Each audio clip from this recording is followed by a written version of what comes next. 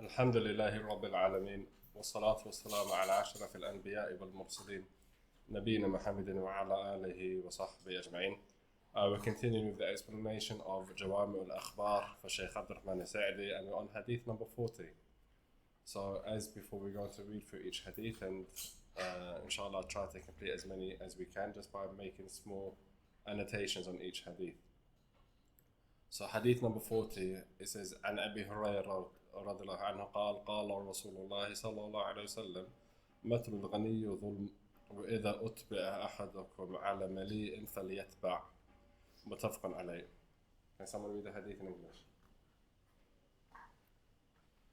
On the authority of Abu Hurairah who said, the Messenger of Allah said, the delay in paying debts by a rich man is oppression, and one of your debt is handed over to someone wealthy, then accept it. Good. So this Hadith, we're still speaking about a Hadith that pertain to mu'amalat, or buying and selling and transactions. So it might be the case that you have borrowed money to somebody, and that person you've borrowed, it's time for them to repay you, and they start avoiding you. You know, you're phoning them when they wanted money from you, they kept on phoning you. Now that you want your money back, they're avoiding you. Not because they don't have the money to repay you, because they have the money. So in this situation, the person that avoids, even though he's got the ability to pay, this is considered dhulm. Right? Matrul ghani dhulmun. The person's rich, but instead he decides to avoid the person instead of paying them back. So when it comes to dhulm, it's not just in aspects pertaining to, for example, physical oppression. So it comes to also financially oppressing somebody. Financial oppression is dhulm as well. Also as well, this hadith also is one of the main hadith for the issue of al-hiwala, which in business or fiqh of buyur, it means that if I owe you money, £100, and he owes me £100, I can say to you, go and collect the £100 from him because he owes me £100.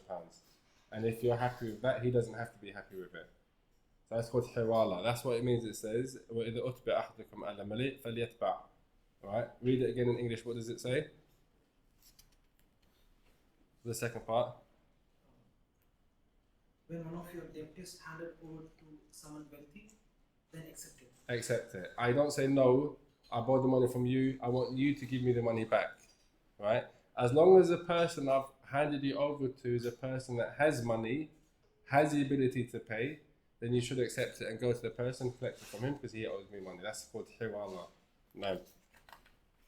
The next hadith, hadith number 41, عن سمرة ابن جندب رضي الله عنه قال قال رسول الله صلى الله عليه وسلم على اليد ما أخذت حتى تؤديه رواه أهل السنن إلا النسائي.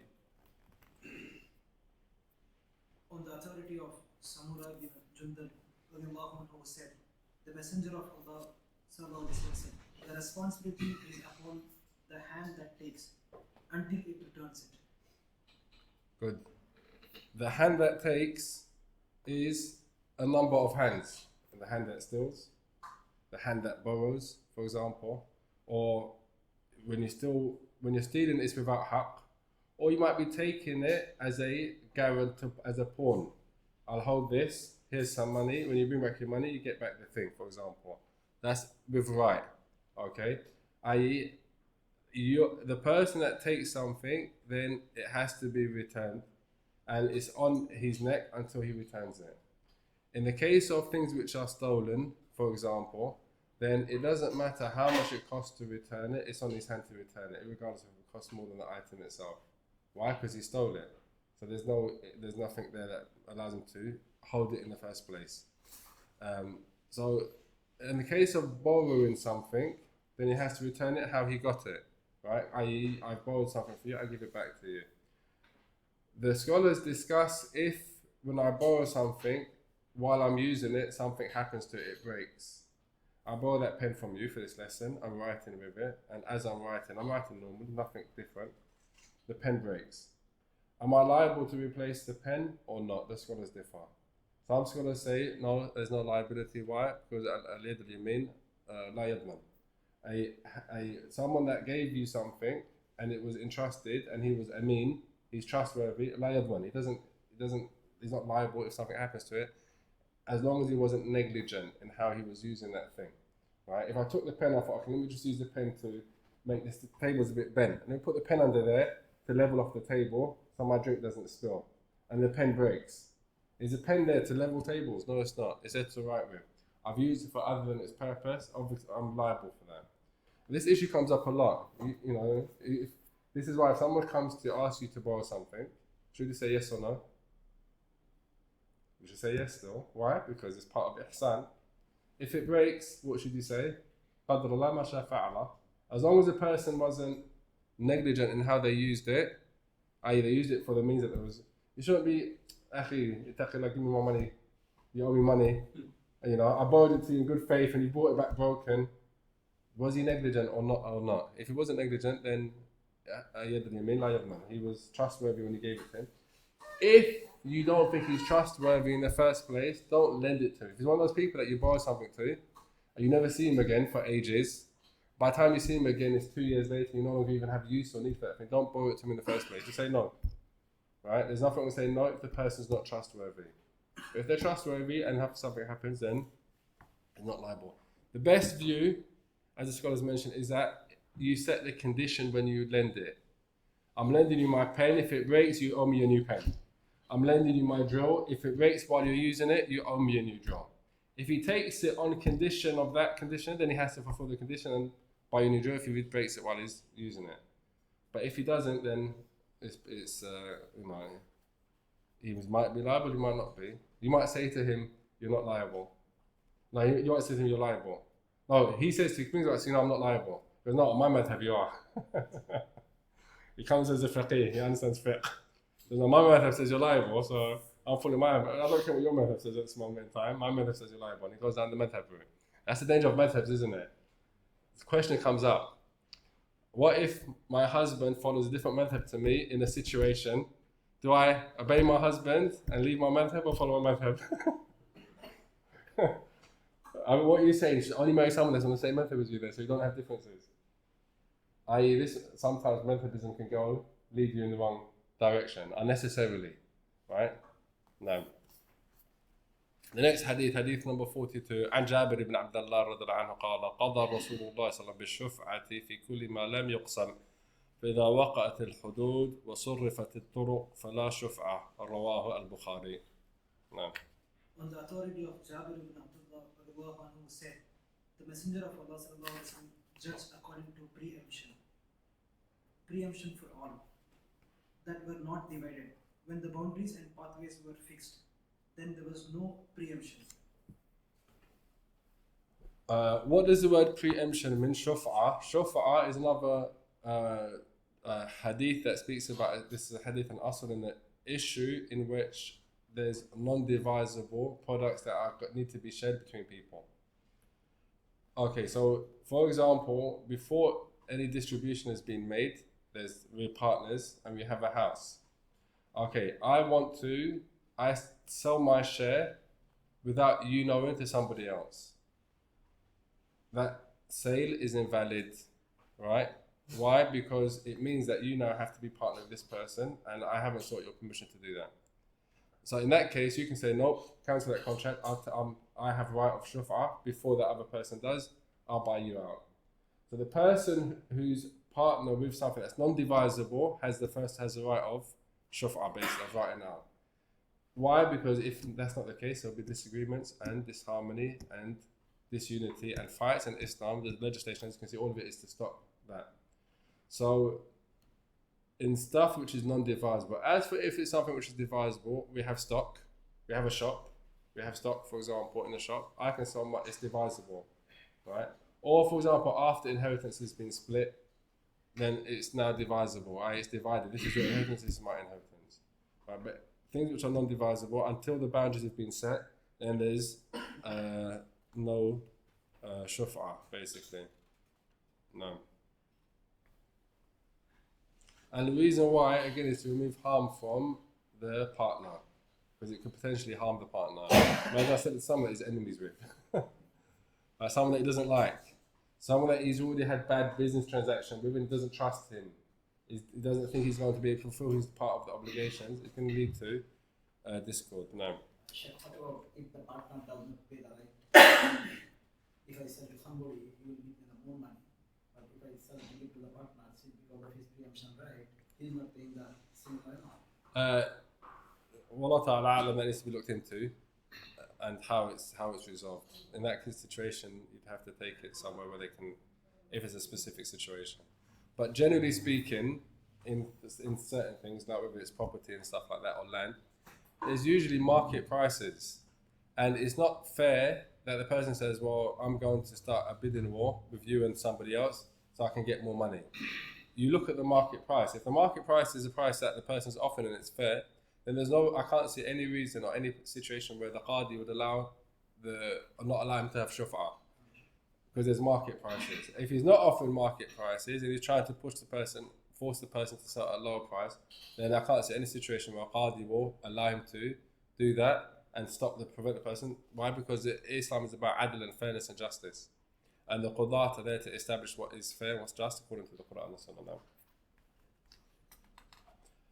Hadith number 44. عن أبي هريرة رضي الله عنه قال قال رسول الله صلى الله عليه وسلم إذا مات العبد انقطع عمله إلا من ثلاث: صدقة جارية أو علم ينتفع به أو ولد صالح يدعو له. رواه مسلم.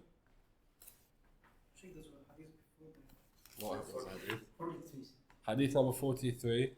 عن أبي هريرة رضي الله عنه قال قال رسول الله صلى الله عليه وسلم يقول الله تعالى أنا ثالث الشريكين ما لم يخن أحدهما صاحبه فإذا خانه خرجت من بينهما. رواه أبو داود. نعم, read English. On the authority of Abu Hurairah who said, the Messenger of Allah said, Allah the Most High says, I am the third of two partners, as long as one of them does not betray his companion. For if he betrays him, I leave them. This hadith, which is in Sunan Abu Dawud, some scholars, Shaykh al-Albani says it's weak, other scholars say that it's authentic. The meaning of the hadith, or what you can take from the hadith in terms of benefits, is that it shows that the asl of partnerships is permissibility. In Islam, when it comes to contracts, you're either a sole trader, or you're by yourself, or you're a partner. And in most cases, businesses are partnerships. In most cases, businesses are partnerships. Sole trader is when you're offering a service, you're a freelancer, you're doing. As to a business with products, it's usually partnerships. Okay, partnerships are numerous types, right? In Islam, you have madarib, sharikat al-wujud, you have different types of partnerships. Partnerships where some person puts money and the other person does the work and they agree upon a percentage in which they split it. Partnership where I'm going to utilize your reputation to get credit on something, on a product I'm going to sell based on your reputation, and you're going to get a percent of the profit, and so on and so forth. So there's different types of partnerships in Islam. Most of the contracts that we have today, for example, when we're speaking about finance or Islamic finance specifically, what do they do to produce products which are banking products? They take different types of contracts and mix them. That's what they've done. So instead of it just being one contract, they take a contract like this and a part of a contract like that, they mix it together to produce the products which they offer, which resemble banking products. That's how Islamic finance works at the moment. So for example, you buy a house in an Islamic mortgage, it's supposed to be a partnership of mudaraba, or there's different types of partnerships basically. In any case, partnerships, the asl of these types of contracts is that they're all permissible until you bring evidence to show impermissibility. If you're going to say that this partnership is impermissible, where's the proof that it's impermissible? The asl is permissibility in these partnerships and contracts. Here, there's another important point which shows the ethics behind business, right? Behind deals and behind business. Business ethics is something which is lost in many capitalist societies. It's all about a profit, and it doesn't matter at what cost. Okay. However, Islam highlights that there has to be honesty and truthfulness as it pertains to dealings that you have with other people. If you're a partner in a partnership, you have to be honest in terms of, because imagine, you have to be able to trust the person you're dealing with, right? And trust comes through honesty and integrity. And if there's no honesty and integrity, there's no trust. If a person lies, deceives, cooks the books, for example, then even if he's cooking it in your favor, you have to be careful, because today he's cooking it in your favor, tomorrow he'll be cooking it against your favor, right? In terms of the accounts and how he's doing business. There has to be transparency, there has to be honesty for there to be successful business, as is in this hadith, as it highlights, that when they are both, as long as someone doesn't deceive one of the other partners, فَإِذَا خَانَهُ خَرَجْتُ مِنْ بَيْنِهِمَا, right? But when deceit happens, then there's no barakah in that partnership, no. The hadith number 44, I read the hadith, you want to read the English? The authority of Abu Hurairah said, Messenger of Allah sallallahu alayhi wa sallam said, when the slave of Allah dies, his action increases except for three: an ongoing charity or knowledge which is benefited by others, or a righteous child who supplicates for him. This hadith, it highlights that our actions can continue when we die, but only in these three circumstances. We are in this world while we're alive, we're doing deeds. Those deeds are either for us or they're against us. Either we're doing deeds which we're going to see reward for in the afterlife, or it's going to be a cause of misery and unhappiness in the afterlife, meaning punishment. Once we die, our deeds stop, as the hadith mentioned, except for three. These three deeds means a person in his grave continues to earn reward. What are the three deeds? Number one, beneficial knowledge that you left behind. People act upon it. People learn from it. So today, for example, we're studying books of who? Sheikh Abdul al-Sa'idi. Is he alive or dead? Alive. He's dead, right? He's dead. But we're still reading the compilation of a hadith that he put together, right? When we read the hadith, we're saying Sahih Muslim, Sahih Bukhari. So, are they alive or dead? They're dead, but we mention their name. I.e., through their knowledge, they live on, and meaning that they're still getting rewarded, right? Through their beneficial knowledge that we're sitting down trying to discuss it and understand and explain it, right? So that's one way. The second way, which is mentioned in the hadith, is, or the first way, is sadaqah jariyah. Sadaqah jariyah is like what? Awqaf, waqf basically. But i.e., I'm wealthy, I pass away. What do I do with my money? I can either leave it all to my inheritors, or I can leave some for waqf and leave some for my inheritors. I can leave a third for waqf, for example, because you can only leave more. You can't leave anything more than a third. And that waqf, what is it? It's money that's invested that continues to bring a return and benefit people. Students of knowledge, for example, or just students. When I say students, I'm going to be in the or just students in a particular field. You find, for example, people apply for grants or bursaries for medicine or for particular fields. Where does that come from? Someone's waqf. Someone left money to say, every student that applies for this particular subject, out of 10 students, pick 5, for example, and they leave that as waqf. They're going to continue benefiting from that, because for as long as that person is, that waqf is generated, right, it's considered sadaqah jariyah for the person that left it behind, right, which is beneficial for him. You have some people that say, look, I'm not going to leave anything for my kids. Why? Oh, I worked hard for my money, I'm going to spend it all before I die. Spend it all out on myself. What benefit is that? None, right? You're not going to leave anything behind for sadaqah jariyah. So a person should always have the intention, at least, to leave some type of sadaqah jariyah so that his legacy can continue, his actions can continue while he dies. The third thing that's mentioned is a thing that, inshallah, we all hope for, right? Because waqf needs to have wealth, right? Because you need to manage it, it needs to be maintained to keep producing money. Beneficial knowledge, that's tawfiq from Allah subhanahu wa ta'ala. No one knows if the knowledge is going to continue or die with them, right? That's sincerity and tawfiq from Allah. But a righteous child is you and your impact on educating them, teaching them dua, understanding the importance of birr al-walidain and stuff like that. So that in the end, inshallah, they stay upon Islam and they make dua for their parents for as long as they're alive, right? In which case, a person gets the reward for that. No. Next hadith is hadith number 45. عن أسمر بن مدرس رضي الله عنه أن رسول الله صلى الله عليه وسلم قال من سبق إلى ما لم يسبق إليه مسلم فهو له رواه أبو داود. نعم.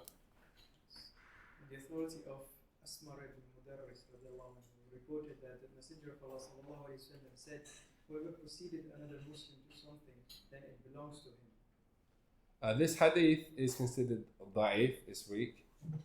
As for the meaning of the hadith, then it means the first person to something that isn't in the possession of somebody else, he has the most right to it. Example, Ja'ala, I lose my phone. So I put up a sign saying, whoever finds my phone, they're going to get a prize of such and such and such and such. A reward, right? Of, I don't know, £100.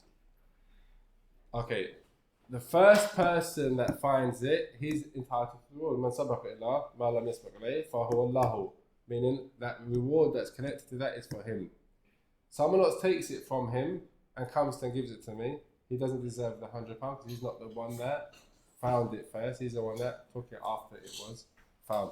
So that's the general meaning of the hadith. Also included in that, and this is what comes in the books of fiqh and mu'amalat, is something called ihya al-ard. i.e., there's land which nobody uses, is considered dead land, right? You go, it doesn't have boundaries around it, doesn't belong to anyone. If you go and you give life to the land, meaning you plant crops there and you water it and you put effort in and then you end up with produce, you have the entitlement to that produce. Why? Because you're the one that gave life to that land and nobody owned it before. So this is why it's mentioned in this chapter, because it refers to these types of transactions in the fiqh of al-buyu'. Likewise as well, you find people going around and they've got a metal detector on the beach. What are they looking for? Treasure, gold, silver, right? Small pieces of gold. If they find it, it belongs to them. Why? Because they're the finder. So this is like the finders keepers one. Finders keepers, as long as it doesn't already belong to somebody else. But if you find something that belongs to somebody else, that's called, you have to do what? Luqata, you have to advertise it. You can't just keep it. I.e., man lam yasbaq alayhi, no one else previously owned it already. Right? If someone else previously owned it, i.e. it was theirs and they just lost it, then you don't have a right to keep it in that situation. No.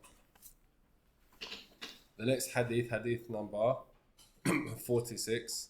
عن ابن عباس رضي الله عنه قال قال رسول الله صلى الله عليه وسلم ألحق الفرائض بأهلها فما بقي فهو لأولي رجل ذكر متفق عليه. On the authority of Ibn Abbas radiallahu anhu, who said, the Messenger of Allah sallallahu alayhi wa sallam said, give the inheritance to its rightful recipient, and whatever remains, then it is for the closest male member from the extended family of the decreased person. ألحق الفرائض. Al-fara'id is the inheritance, right? And Allah subhanahu wa ta'ala has distributed or has mentioned each person's portion of inheritance in the family members, right? So once those people are there, ألحق الفرائض بأهلها.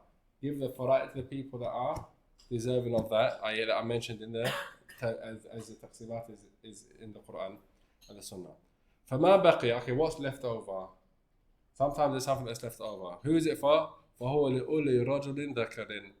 That person has the most right to it. When it comes to the fara'id, what you have what's considered the usul and the furu'. Your usul are your parents and goes up, your furu' are your children and goes down. Right? And then you have the hawashi, or those that are the branches, those that are on the side, brothers and uncles. Right? So those are the al-fara'id is obviously an important topic because everyone's going to die, and some people they die, they're going to leave inheritance, and regardless of wherever the person is, in a Muslim or non-Muslim country, the inheritance has to be distributed according to the Sharia. Can't be the law has nothing to do with it. Right? Next of kin is irrelevant as it pertains to the Sharia. Every Muslim has to feel Allah and has to distribute the inheritance according to the Sharia. No. The next hadith, hadith number 47. عن أبي أمامة الباهلي رضي الله عنه قال سمعت رسول الله صلى الله عليه وسلم يقول إن الله قد أعطى كل ذي حق حقه فلا وصية لوارث. رواه أبو داود والترمذي وابن ماجه. The authority of Abu Umama al-Bahili radiallahu anhu said, I heard the Messenger of Allah sallallahu alayhi wa sallam saying, indeed Allah has given every possessor of a right his right, So there is no will wasiyah for the inheritor. Here, what this is talking about is when a person passes away, he leaves a wasiyah. Wasiyah, he can leave it up to a thuluth of their wealth, a third, no more than a third. In that wasiyah, he's not allowed to leave a wasiyah to people that are already inherit it from him or her. If he does, it wouldn't count basically. Right? That's why it says la wasiyah, fala wasiyata li warithin. There's no wasiyah for the inheritors, i.e. those who inherit according to their. So, for example, a person passes away, he's got children. You can't say, okay, I'll give the house to this person and the rest of them as a wasiyah, and the rest of the inheritance gets split amongst them equally. You can't gift something to one of the children and then split the inheritance. It's not permissible. If once they're inherited, that's it, they inherit, and the house, the wasiyah would now become part of the inheritance, for example. No. With regards to wasiyah, you can give up to a third. The person has up to a third that they're able to give. And they're not allowed to leave their children poor by giving more than that. No.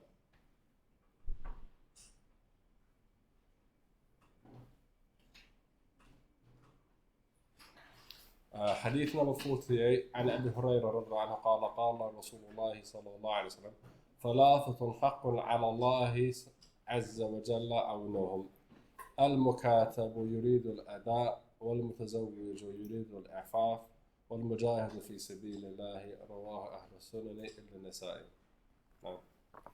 The authority of Abu Hurairah who said the Messenger of Allah sallallahu alaihi wasallam said, three people have a right according to Allah that He helps them: the mujahid in the path of Allah, the mukatib who wishes to fulfill his contract, and the one who marries desiring chastity.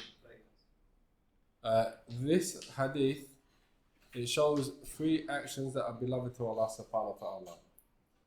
It shows three actions that are beloved to Allah. Right? That's why it says ثلاث حق على الله عونهم. i.e. these people that are doing these things are doing actions which are beloved to Allah, and as a result of that they should be supported.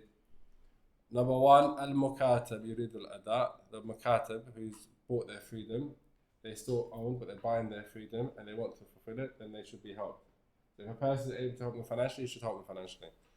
A person who gets married because they want to stay away from immorality and fahsha and zina, then that person has the right to be supported and to be helped. Right? And al-mujahid fi sabilillah, a person that's fighting in the way of Allah. These three people, if you're able to assist them or to help them financially in any way, then you should do so because they're doing something which is beloved to Allah subhanahu wa ta'ala. And if it's beloved to Allah and you're assisting them in that, then you're going to be doing an action which is beloved to Allah, and you're going to be part of the reward. Now, next one.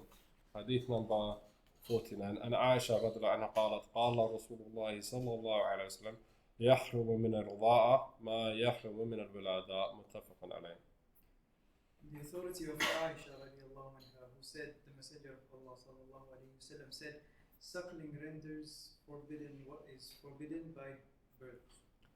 يحرم, i.e. what is prohibited, right? These are to do with your maharim, right? That are forbidden for you to marry them due to being related by blood, and that's all your relatives except for your cousins. Okay, so what's forbidden by blood is also forbidden by radha'a, which is breastfeeding. So if a baby was to if a baby was to breastfeed, for example, then they become like your brother or sister in blood, even though they're not your brother or sister in blood, but you're your brother or sister through breastfeeding. So it's now haram for you to marry that person as well. Right? That's what it means. يحرم بالرضاعة ما يحرم بالولادة. No. Next hadith. Hadith number 50 عن أبي هريرة رضي الله عنه قال رسول الله صلى الله عليه وسلم لا يفرق مؤمن مؤمنا إن كره منها خلق رضي منها آخر. رواه مسلم. I forgot to mention, when we spoke about this book in the first lesson, we said that the author, he put the tartib of the book almost like it's a fiqh book, i.e. or a book comprehensive. Why? The first few ahadith, he's speaking about stuff to do with aqidah and iman, right? Hypocrisy, shirk, right? I.e. the opposite of iman, the opposite of tawheed. Then after that, he starts to speak about issues pertaining to fiqh of wudu, fiqh of salat. Then he speaks about stuff to do fiqh of zakat, stuff to do fiqh of saum. Then he goes into mu'amalat, right? Contracts. And then now these ahadith are speaking about what? Issues pertaining to marriage. Issues pertaining specifically to marriage. These are ahadith which are usul and fara'id. Fara'id comes up after the books of nikah usually. Or issues pertaining to marriage. So here he says, as it pertains to the hadith who you can and can't marry, this hadith is what? When you're married, what you should and shouldn't do. How should your relationship be with your spouse, right? لا يفرق مؤمن مؤمنا إن كره منها خلقا رضي منها آخر. Right, the hadith it says, read it again please. The authority of Abu Hurairah who said, the Messenger of Allah sallallahu alayhi wa sallam said, a believer should not hate a female believer. If he dislikes a trait of hers, he is pleased with another trait of hers. Good. The hadith, it shows that from the ways in which a person has a good relationship with their wife or with their husband is if you come across qualities that you may dislike, turn a blind eye to them. Ignore them. Overlook them. Don't be critical, don't be harsh, don't put someone down. Overlook it and look at things that you like. When you got married in the first place, you got married because there were things that you liked. There were qualities, there were looks that made you attracted. Not just looks, but the qualities that made you attracted. So when you see a quality and it's inevitable it's going to happen, it's inevitable that's going to happen, focus on the reasons and the things which you like in your spouse, which is why you married her in the first place, or why she accepted to marry him in the first place, right? There's this principle when it comes to some people are negative, they only focus on bad things, right? That person needs counselling, not counselling as in they need to purify themselves, right? Because there's good things and there's bad things in everyone. And before you get married, you're generally only going to see the good things. You're not going to see the bad things. It takes living with a person to actually come across everything about the person. It takes living a long time. So as long as those things that you're speaking about are not red lines, meaning they're not things which are haram that they're doing, right, or leaving off obligations that they're doing, then overlook them and don't make mountains out of molehills. Don't make arguments, petty arguments over small things. Personal dislikes that might not be a dislike for the person, so on and so forth. So this hadith emphasizes the importance of maintaining kindness in the relationship and maintaining and having a positive attitude. Not just for your spouse's benefit, but also for your own benefit, right? But also for your own benefit. No. The next hadith, hadith number 51. عن عبد الرحمن بن سمرة رضي الله عنه قال قال لي رسول الله صلى الله عليه وسلم يا عبد الرحمن بن سمرة لا تسأل الإمارة فإنك إن أوتيتها وكلت إليها وإن أوتيتها من غير مسألة وعنت عليها وإذا خلفت على يمين فرأيت غيرها خيرا منها فأت الذي هو خير متفق عليه. نعم. The authority of Abdul Rahman ibn Samurah radiallahu anhu said, the Messenger of Allah sallallahu alayhi wa sallam said to me, O Abdul Rahman ibn Samurah, don't ask for leadership, for indeed, if it was given to you over matter due to you asking, you would be entrusted to it. And if it was given to you without asking, you would be aided by Allah upon it. And when you swear on oath to carry out something, and then you see something else better than it, then do that which is better and make expiration for your original oath. This hadith has important principles as it pertains to governance. In the books of fiqh, you have 4 books, right? You have ibadat, you have buyu, you have mu'amalat, buyu and kihah, then you have qada, or issues to do with governance, right? Leadership and governance. This hadith is from the hadith which are principles as it pertains to leadership. And the hadith that mentions do not ask for leadership. Right? A person should not seek out leadership. Why? Because he doesn't know the outcome. And you don't ask for something that you don't know the outcome of. Right? I.e., you don't know if you're going to do a good job of it or a bad job of it. Right? You don't know if you're going to be the one that's going to fulfill the rights of the leader or not fulfill the rights of the leader. I fulfill the rights of the people that are under your command and under your governance. So it's not something that should be sought. Right? I.e., let's just take it down from being a leader of a country or a leader of a town. Let's just say a boss in a company. Right? When you become a boss in a company, your responsibilities increase. If your responsibilities increase, so does your accountability. They both come hand in hand. Right? If you're a boss in a small company, your accountability is less, and if you're a boss in a larger company, anything happens which is wrong or bad, it falls on whose lap? The boss. Ultimately, the boss is going to take the fall or take the blame, even if he didn't have a direct hand in any of it. Why? Because it's his company, right? So he gets the successes, and he also receives the accountability for the losses. Right? If a company is really, really bad and losing loads of money, or let's take another example to do a football team. Right? The team's losing every single match. How long will it be before he's sacked? It's a matter of time, generally speaking. I was going to give an example, unless it's this team or that team, then they might hold on for years. I won't do that because I'm going to start getting into a match. Anyway, they'll get sacked eventually. Right? But the point is that when a person seeks leadership, then he's not deserving of leadership because he hasn't understood the responsibilities and the accountability that comes with it. And no one with a sound mind would seek more accountability than the accountability he's going to have only on his nafs in the first place, right? And then on his family, right? So it's not just about religious governance. When we're speaking about leadership, right, it's about governance in worldly affairs as well as in worldly, religious affairs as well. Right? So governance is comprehensive of both of those things.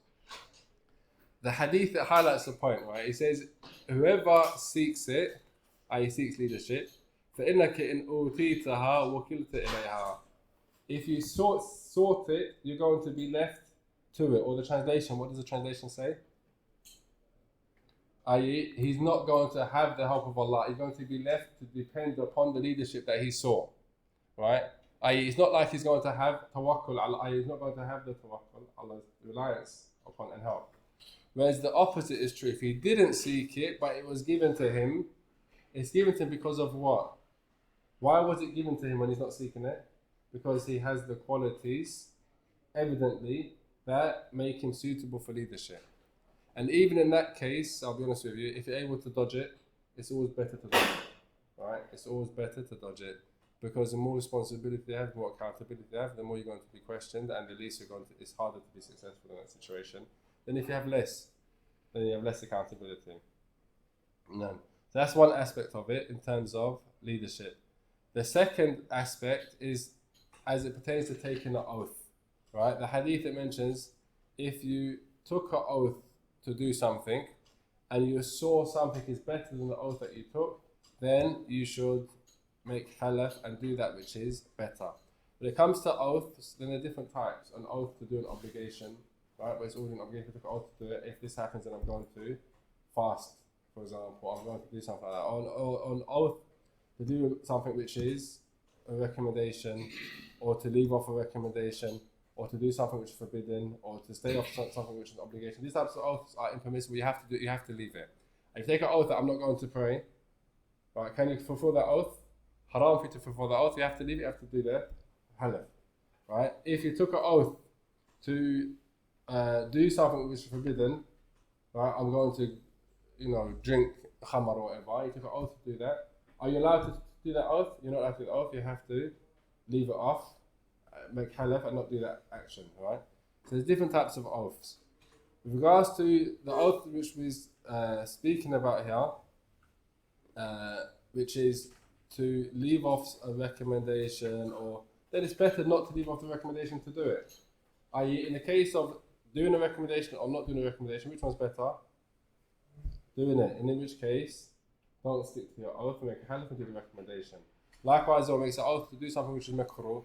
Doing something which is makruh is it better than not doing something which is makruh? It's not better, so you have to take an oath, leave it, and do the, and stay away from the thing which is makruh and break your oath. Basically, that's what the hadith points to now. The next hadith is hadith number 52. And Aisha رضي الله عنها قالت قال رسول الله صلى الله عليه وسلم من نذر أن يطيع الله فليطيعه من نذر أن يعصي الله فلا يعصيه رواه البخاري. نعم. The authority of Aisha radiallahu anha, who said the Messenger of Allah sallallahu alayhi wa sallam said, whoever makes an oath that he would obey Allah, then let him obey Allah, let him obey him, and whoever makes an oath that he would disobey Allah, then he must not disobey him. The hadith, it shows you the importance of sticking to your oaths, right? I.e., if you make an oath, you have to stick to it. That's the point, right? You say, well, I'm going to do this action, okay, you have to do it. As long as it was an oath. It wasn't something that you was just saying the kind of, the word wallahi can be laghu fil kalam, something which is only part of speech and you didn't intend it, or it can be intended. If you made an oath and you intended it, then you should follow it through. Why? Because it's an honourable act to fulfill your oaths or to fulfill your covenants. If, however, that oath is to disobey Allah subhanahu wa ta'ala, then it's not allowed for you to disobey Allah, you have to do the kafaratul yamin. No. And it's haram anyway to make an oath to disobey Allah.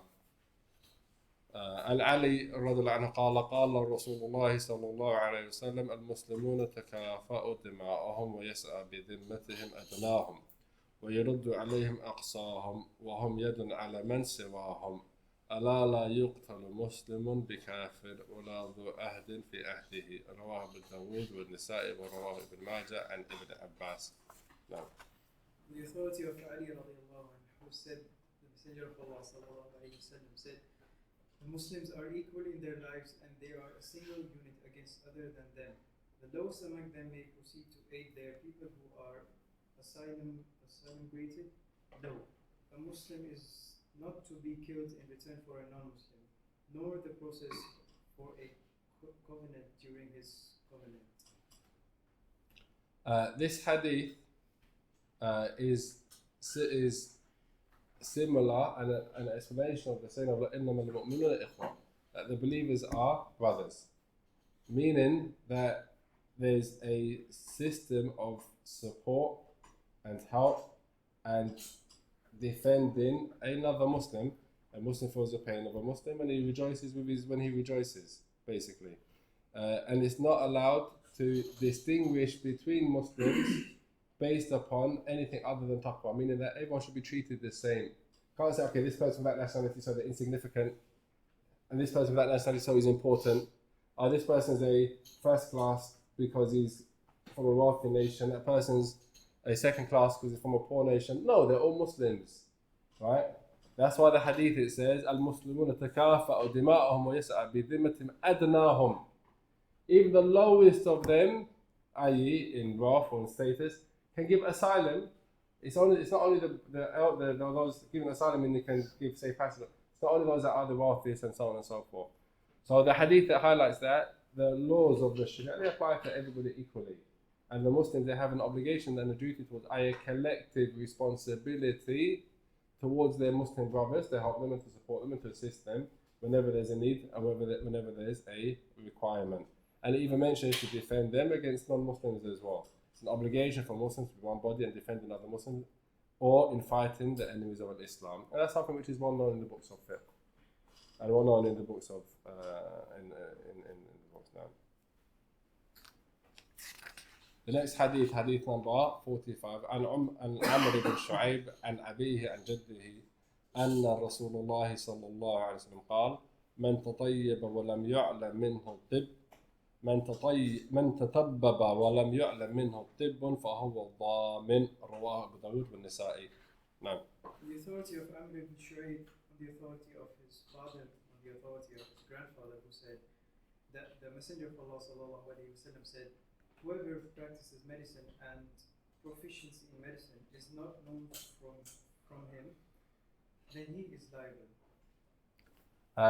This hadith is weak in its isnad. However, it's understood from the hadith, "Man ghashana falaysa minna." Whoever cheats us is not from us. That the meaning is correct. One that pretends to be a doctor and isn't a doctor, and then he makes a mistake, he's liable, right? For example, he's practiced to be a doctor, and he's not a doctor. He does surgery, and the person dies as a result of the surgery. Irregardless, he's liable, right? If it's a doctor and it was a mistake, he's not necessarily liable. Why? Because him being a doctor, it happened not intentionally, right? Mistakes are overlooked. There's no liability unless there's negligence. And if there's no negligence, the fact that you're not qualified in and of itself is negligence from the very beginning. Anyone that pretends to be someone they're not, and as a result of pretending to does a job that they're not qualified to do, they don't have a qualification to do, and they make a mistake, then they're negligent from the very beginning, and then they're liable because the negligence comes from them pretending to be what they're not. So that's what the hadith points to. Also as well, the fact that it mentions medicine highlights that, and is one known from the past up until now, that one of the professions which are honourable and good and beneficial is medicine, right? As a field of subject of study, because it has an impact which is vast. It has a big benefit, medicine. No. The indirect understanding from this hadith, like I said, is that a person who's a professional, skilled tradesman who practices his job is not liable if something happens and goes wrong because he's got permission to perform. When you go to the doctors, you will sign that thing. What's that slip that says that if anything goes wrong and you happen to die in this operation. It's almost scary sometimes, isn't it? These are all the things that can go wrong. Sign here. So, do I have to? Yeah. No, I've been there. If you're supposed to go with old people, I've gone with my mum before, and she reads that and she won't sign the paper. And then they say, but you still have to have the operation. Okay, don't show her all those things. Just say to her there's a potential that it might not work, and that's it. Don't say all the things that can happen. It's like a long list. And it scares, especially the elderly and stuff like that. But they do that. Why do they do that? To show that they're not liable when something happens. Okay, if the person that signed that paper, here's a question for you, if the person that gave you that paper wasn't qualified to do the surgery in the first place, does that paper remove liability? No. The person signed something, it doesn't remove liability because the person wasn't qualified in the first place. So that person will still be liable for negligence, right? Even it doesn't matter what country that's in, that would be any country anyway. It's not just an Islamic principle, it's something which is well known as well. No. The next hadith is hadith number 55. الحديث الخامس والخمسون أن عائشة رضي الله عنها قالت قال رسول الله صلى الله عليه وسلم ادرأوا الحدود على المسلمين ما استطعتم فإن كان له مخرج فخلوا سبيله فإن الإمام أن يخطئ في العفو خير من أن يخطئ في العقوبة رواه الترمذي مرفوعا وموقوفا. نعم. The authority of Aisha radiallahu anha, who said the Messenger of Allah sallallahu alayhi wa sallam said, "Deter the legal punishments from the Muslims as much as you are able. For if he has a way out of being punished, then leave his way free. For indeed, that the Imam is mistaken in pardoning is better than being mistaken in punishing." This hadith it says that رواه الترمذي مرفوعا وموقوفا. مرفوعا means that the Messenger of Allah said it. موقوفا means it comes from a Sahaba. It's weak مرفوع, so it's mawquf. And then there's the difference of opinion because when it's mawquf, it takes a hukum of marfu' and stuff like that. That's another discussion altogether. In any case, قد صح موقوفا على ابن مسعود بلفظ ادرأوا الجلد والقتل على المسلمين ما استطعتم. The hadith is mawquf on Ibn Mas'ud. Now, this hadith is a proof for the qa'idah in fiqh qa'idah that when you have two conflicting harms, take the lesser of the two. Alright, there's two conflicting harms. What's the two conflicting harms in this hadith? What's the two conflicting harms in this hadith?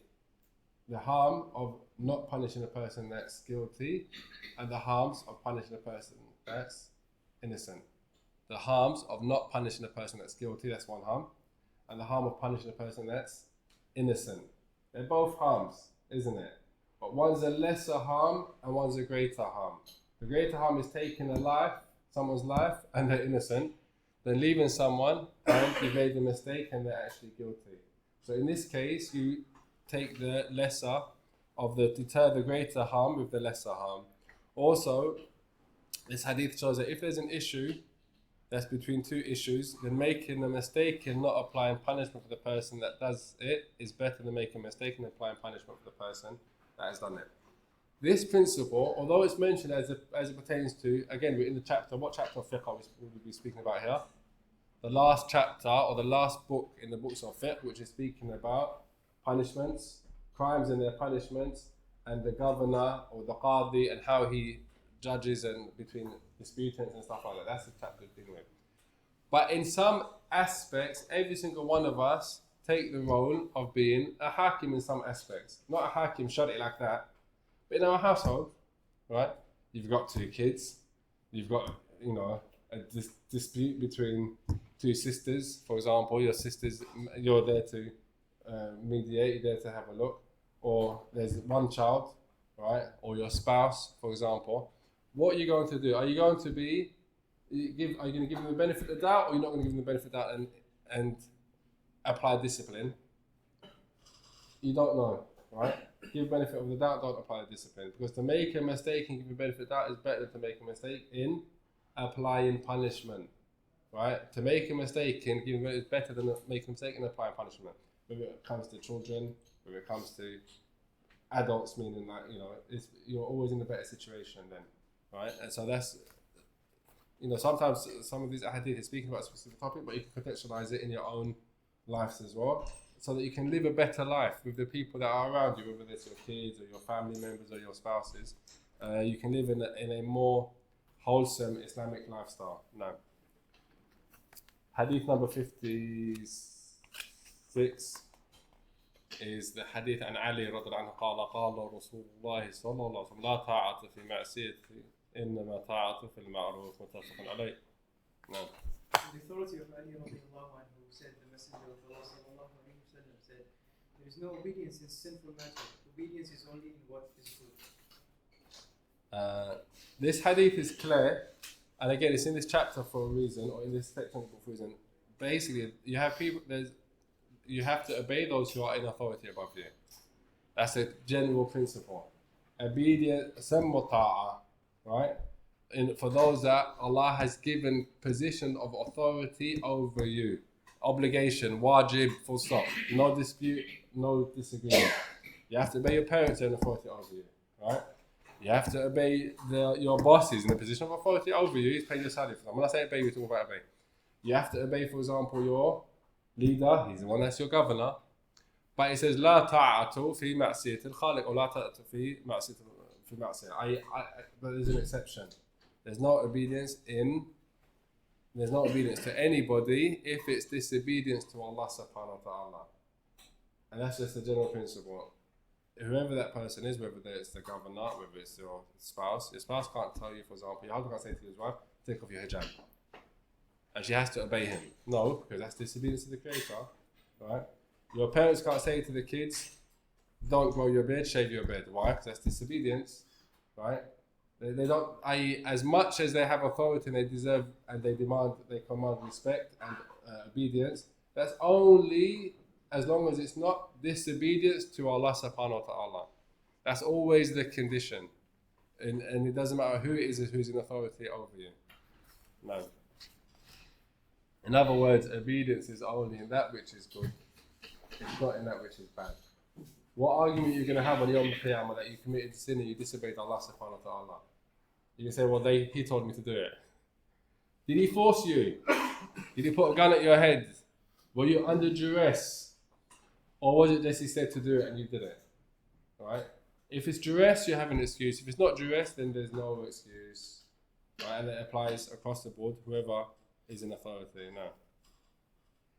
The next hadith number 57, عن عبد الله بن عمرو وأبي هريرة قال رسول الله صلى الله عليه وسلم إذا حكم الحاكم فاجتهد وأصاب فله أجران إذا حكم فاجتهد فأخطأ فله أجر واحد متفق عليه. نعم.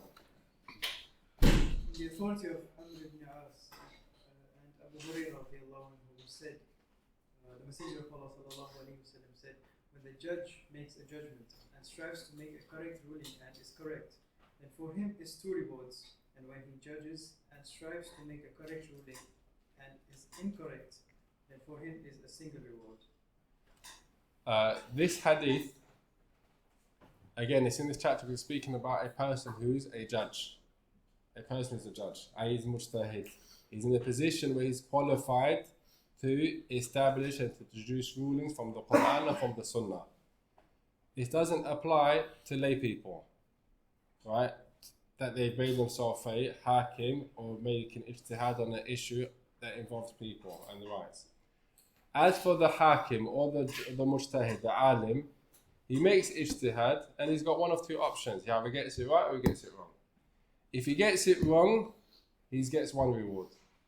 If he gets it right, he gets two rewards. One reward for his ijtihad, two rewards for his ijtihad for getting it right. That's the principle. As for so long as the judge is a judge that follows or that has the qualities that make him a judge, not a judge that follows his desires. It might be the case that there's a person who's a judge and there's a judge that follows his desires. His ijtihad isn't about seeking the truth. His ijtihad is about ruling or giving a ruling based upon desires, whatever that is, right? That doesn't apply to that person. It's a person that's got the qualities or the qualifications of a judge. From them is wara, from them is things which the scholars mention in the books of Usul al-Fiqh. Also, this hadith shows something as well, the importance and the virtue of being a judge, right? Because this applies to the judge, it doesn't apply to anyone else. A person is mujtahid in that position of doing qada. It's a status which is high. Why? Because you're seeking the truth in affairs by making ijtihad. And if you don't get it right, then you still get rewarded, right? He's made a mistake. He's given a hukm. He's made a mistake completely. He's got it wrong. But he hasn't intended what's wrong. He's intended what's right. And the mistake is because he's human, right? And humans make mistakes. No one's void of that. But he's not punished for his mistake. Unlike the person that's not entitled to do that, and makes ijtihad and gets it wrong, he's sinful. And if he's sinful, he's under threat of punishment for the mistake that he made. Also, this also highlights another important principle. That the truth is not that if there's two opposing opinions, they can't both be right. Right? You can't have two views that are based upon Sharia and they're opposing and they're both right. One has to be wrong, one has to be right. Right? The one that's right is the one that has the strongest evidence. But they can't both be right. The haqq is not it's not more than one. The haqq is always one out of two different opposing views. Right? Which is why the mistake of it doesn't matter what view you follow, because in the ikhtilaf of the ummah is a rahmah. There is a rahmah in the sense that it's not something which is qat'i and it's open to ijtihad. But it's not a rahmah in the sense that whatever you do, it's all right. Four different opinions can't all be right. One has to be right, the other three have to be wrong. And it's our job, or the job of the scholar, to come up with the right opinion and for us to follow that which we hold to be the correct opinion based upon the qualities of the scholar or the alim who's issuing it.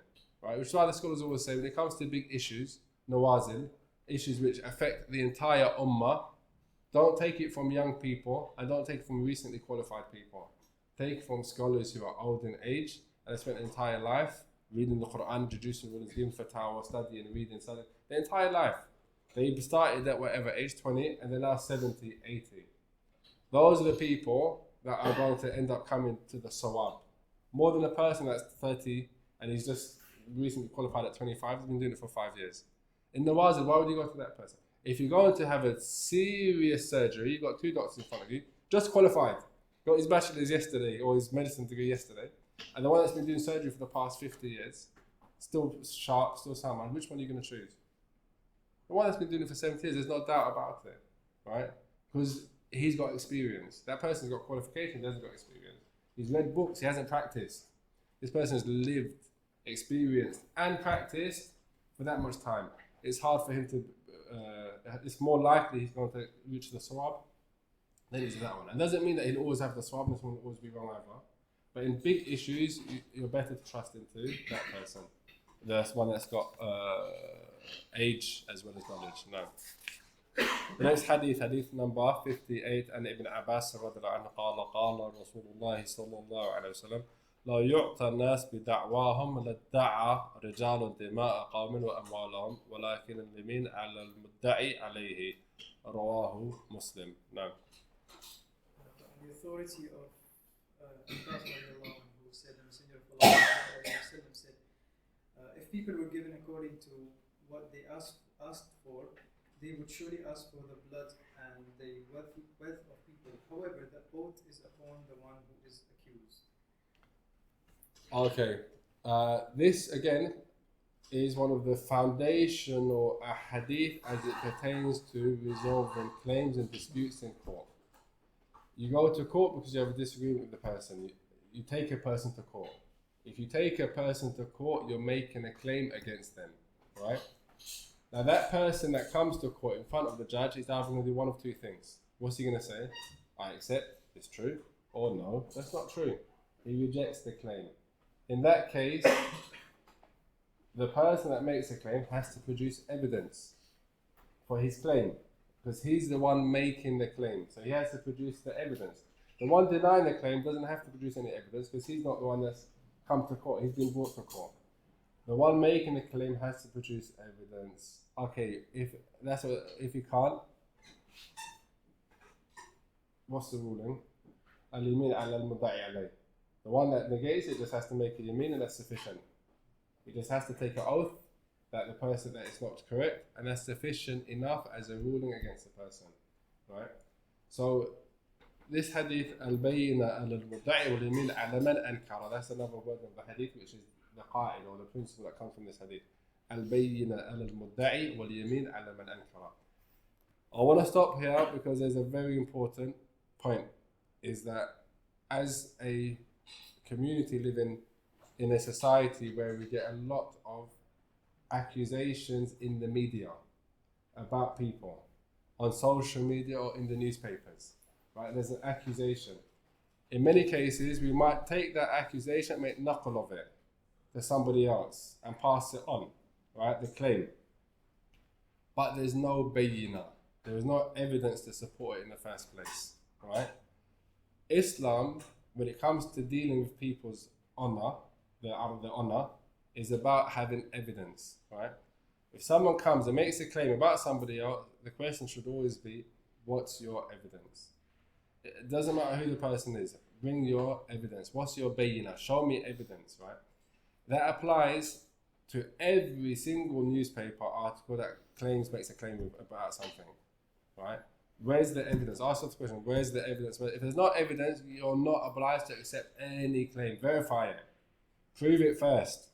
Until you prove it, I don't have to reject it because you haven't even proved it in the first place. Right? You prove it. You're making a claim. I'm not making the claim. You're making a claim. Okay, prove it. Bring the evidence for it. If you haven't got evidence for it, then why are you making a claim? Right? And this has been exposed over and over again. Half of lying is spreading information that you haven't verified. And you don't know it's true or not, but you spread it anyway. You're a participant in the lie, right? And that you've seen that recently with regards to this, the president. I saw photos of, okay, where's the photos? No one else has seen a photo of any babies anywhere. But you saw photos. I can produce the photo. There's no photos because it doesn't exist. It was a lie in the first place to justify a massacre, right? So don't be, as Muslims, we know al-bayyina al-mudda'i wal-yamin ala man ankara. Okay. You're the one that's claiming it. Okay, bring evidence. Show me bayyina. Okay, what is bayyina? Bayyina is a number of things. Number one, you have proof. You have written proof, written down, right? The person signed the contract. They agreed to the contract. Here's a contract that you signed. Okay, I don't have a contract because we've made a verbal agreement. Okay, no problem. Verbal agreements also stand. Okay, bring witnesses. Where were the witnesses to that agreement? People that were there at the time. Bring those people. Okay, those witnesses that you're bringing, let's have a look at them. Are they on your side? Are they your friends? Are they trustworthy or are they liars? Because we have to make sure we examine the witnesses because we're going to take their word and we're going to make a ruling based upon their word. If we're going to make a ruling based upon their word, they also have to now be examined. Are they trustworthy or not? Are they major sinners or not? Do they have adala or they don't have integrity because they used to smoking shisha and they used to doing this and they got a girlfriend and they're in the parties and I don't know, what type of witness is that? We can't trust him, he has no adala. Bring another witness. You don't have witnesses. Okay, now it's your claim against mine. The asl is that say for example, he's saying that I owe you money. He comes out, he owes me money. I don't owe you money. I lent you money. Well, what's in my pocket belongs to me. You can't claim what's in my pocket. What's in your pocket belongs to you. I can't claim what's in your pocket, right? I can't. If it was just the claim, I can claim your money, and I can claim the amount of for example, and what I call the amount of. But no, it's not enough. I need to prove it. So the asl is what's in my hand belongs to me. What's in your hand belongs to you. And if you claim what's in my hand of possessions, i.e. money, you have to prove it. If I claim what's in your hand of possessions, I have to prove it. If I can't prove it, then you make it mean, and that's it. End of. That's the hukum done. So this hadith is a very hadith as it pertains to, and it goes into detail in the books of fiqh. For example, I mentioned sometimes who's the mudda'i, who's the mudda'i alayhi. If two people come, right? How do you distinguish who's the one that's making the claim, who's the one that's the claims made against? All that goes into more detail in the books of fiqh. No. The next hadith is hadith number 59 عن عائشة رضي عنها مرفوعا لا تجوز شهادة خائن ولا خائنة ولا مجرود حدا ولا ذي غمر على أخيه ولا ظنين في ولاء ولا قرابة ولا القانع من أهل البيت رواه الترمذي. نعم. The authority of Aisha radiallahu anha, who said the Messenger of Allah sallallahu alayhi wa sallam said, the witness of a treacherous man is not acceptable, nor a treacherous woman, nor a man lashed as a penalty, nor a woman lashed, nor one who harbors malice of enmity, nor a rehearsed witness, nor the servant of a family who on their behalf, nor one who associates himself to other than his master or partner or to other than his relatives. Again, we're speaking about judiciary, governance in front of the hakim, witnesses. This hadith, the isnad is very weak, but it covers a topic which is accepted by the fuqaha, which is the shahid, the witness, has to have adala. Right? If he has anything that would make you suspect in his testimony, then he's not allowed to be a witness. Things that are mentioned in this hadith are things that it's not necessarily essential that means that person's lying, but there's a possibility, and you're dealing with people's huquq, dealing with people's rights. And because you're dealing with rights, we need to have sadd al-dari'a, i.e. close the door to a possibility of there being an injustice happening. Like, for example, I bring as a witness on my behalf my wife. Or not my wife, let's say my brother. Let's leave that as well. I bring my brother as a witness on my behalf. I go and I'm making a claim against someone that's not related to me. He's not related to someone else, a business partner. Okay, my brother, do you think he's going to be biased or not biased? There's possibility he's going to be biased. It's not necessarily he's going to be biased. He might speak the truth. But the fact that he's my brother means there's a reason for him to support me, even though I might be in the wrong. All these examples that are given in this hadith are examples of reasons why a person's shahada will be rejected. Are all examples of reasons why a person's shahada will be rejected, because it's dealing with the rights of people.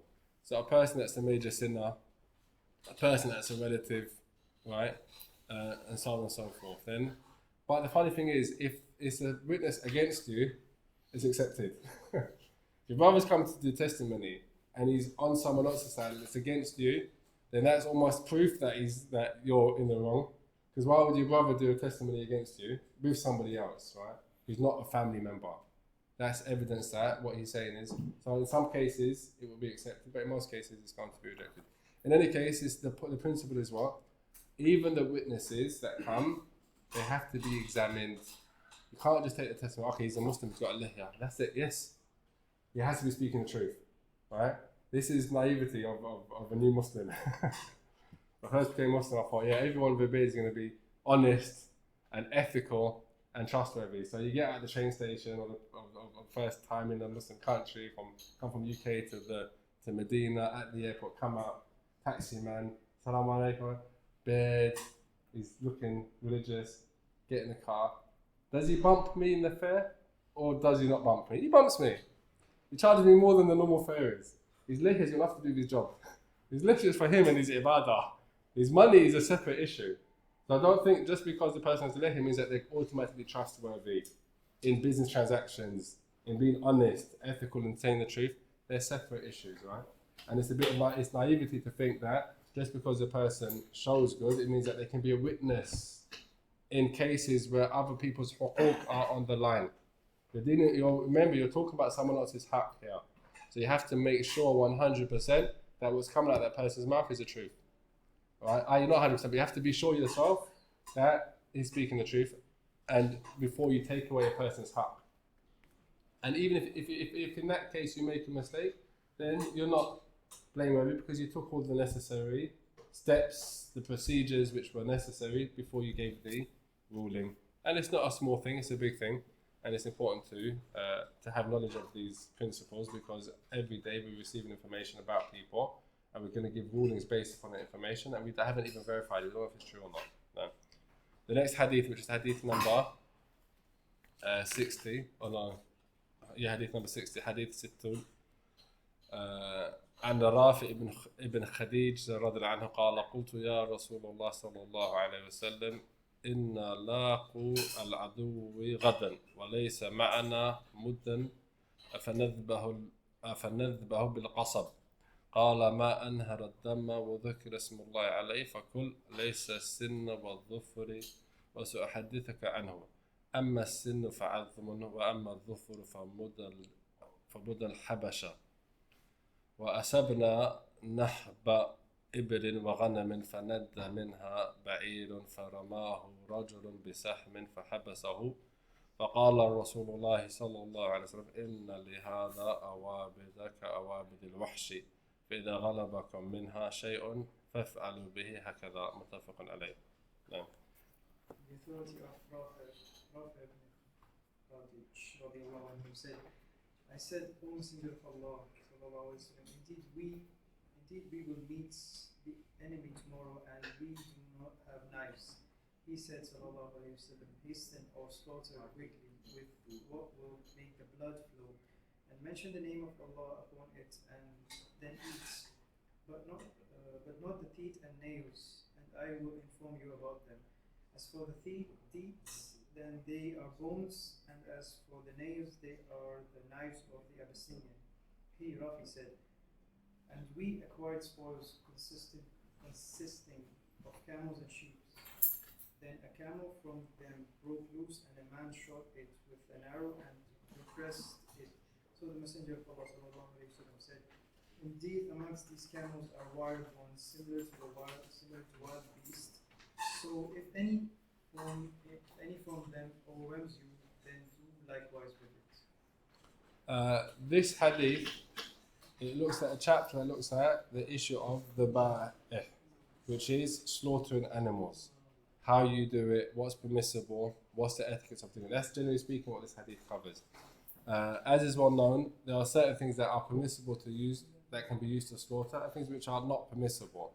So something which pierces the skin like a knife or an arrow is permissible. Something which doesn't pierce the skin like a blunt object is not permissible to use to kill an animal with, because it doesn't pierce. Also, there's a place, right, which needs to be slaughtered, and the name of Allah has to be mentioned. As is also well known, it's permissible for the person that slaughters has to be a Muslim or has to be from Ahlul Kitab. With regards to the shurut, then they're easy. That number one, blood has to be spilt, meaning it has to be the place where blood spills, so it's the neck.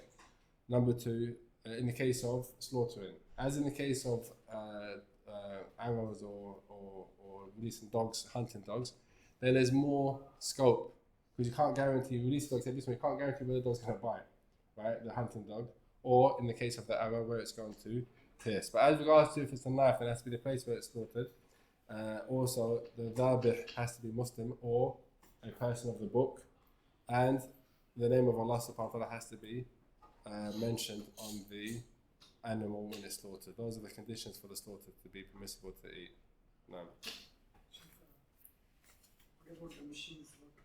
Yeah, it's a blade, so it's also the same, in the sense that when the person does it, he mentions the name of Allah upon it. So today, for example, because of mass production and stuff like that, how does a slaughter work? Slaughter works, it's all machine. Well, it's not all machine, but most of it's machine done. A lot of it's machine done. And from what I understand, I could be wrong, if it's, for example, animals, they hang up however many, 6 or whatever the number is. For chickens, it might be more. And then there's a blade that just comes and slaughters all of them. That's what I've heard, right? At the press of a button. Is the button pressed for each slaughter? Is it pressed once and then the machine's on a conveyor belt? I don't know.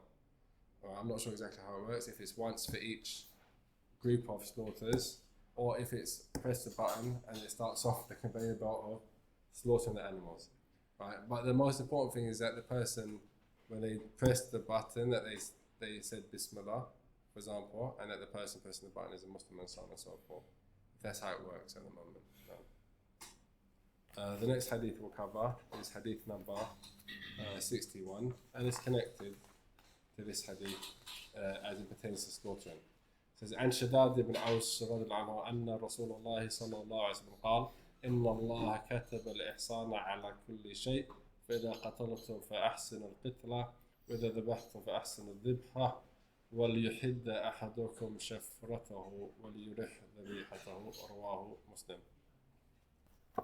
On the authority of Shaddad ibn Aus that the Messenger of Allah sallallahu alayhi wa sallam said, indeed Allah has prescribed excellence towards everything. Therefore, when you sacrifice, then make your sacrifice well, and when you slaughter, then make your slaughter well, and let one of you sharpen his blade and put to ease his sacrificial animal.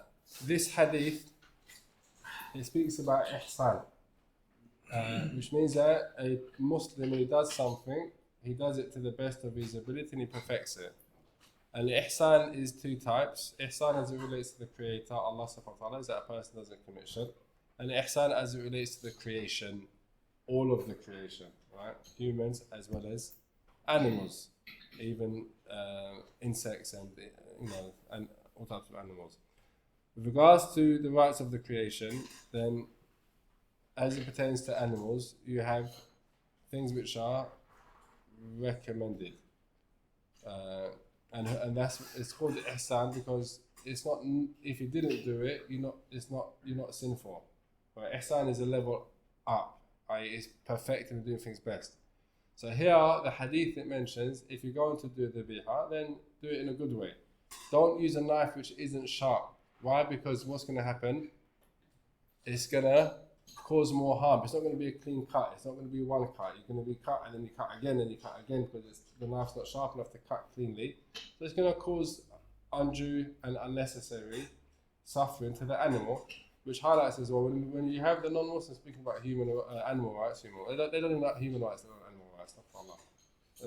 Their rights are human only when it pertains to their version of what it is. But we speak about rights, animal rights. Everything's speaking about animal rights, isn't it? In the West. Animal rights, Islam gives animal rights. They say it's inhumane to slaughter an animal, right? Slaughter an animal. That's what it says, inhumane to slaughter an animal. So they say we're gonna do what? We shock the animal, electrocute it instead. The cleanest cut and the quickest way is when it's, and plus it's an animal as well on top of that you're slaughtering because you need to, i.e. to eat, to utilize its skin, i.e. you're not slaughtering it for fun and games. Like you have the bullfights, they're gonna be, where's the animal rights? You know what I mean? In any case, this hadith that highlights the importance of ihsan in everything a person does. Also as well, what you find is if a person practices ihsan, it becomes his habit and his life becomes from the category of the muhsinun.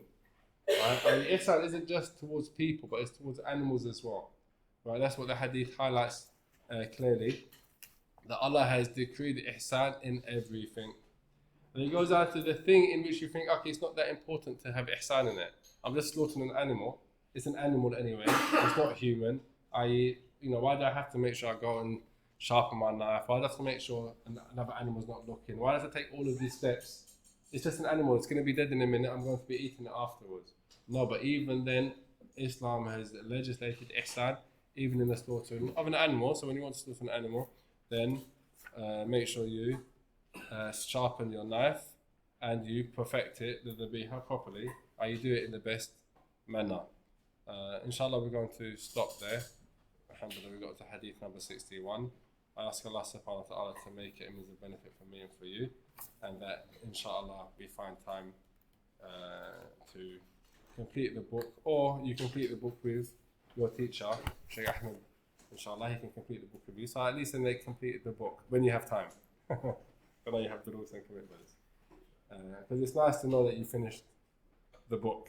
And there's only 20, how many hadith is there? It's not that many. Maybe Saturday. Inshallah, maybe Saturday if I extend. Otherwise, in the morning, first thing in the morning.